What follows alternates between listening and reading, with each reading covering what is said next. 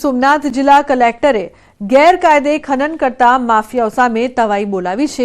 Collector દ્વારા ખનીજ વિભાગ અને રેવન્યુ વિભાગને છેલ્લા 1.5 મહિનાથી ખનીજ ચોરી મામલે તપાસ કરવા સૂચન કરાયું હતું, જેમાં સતત રેડ કરાતા 26 લીઝ ધારકો પર કાર્યવાહી કરવામાં આવી છે।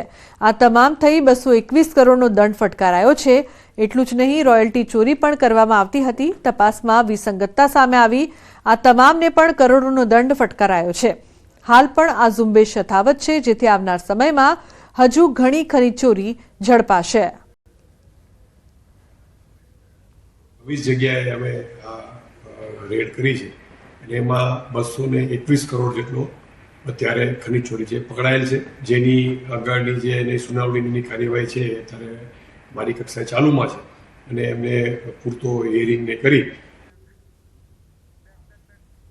तो बुलेटिन में हाल रोकाईशुं एक ब्रेक माटे आप जोता रहो न्यूज़ 18 गुजराती।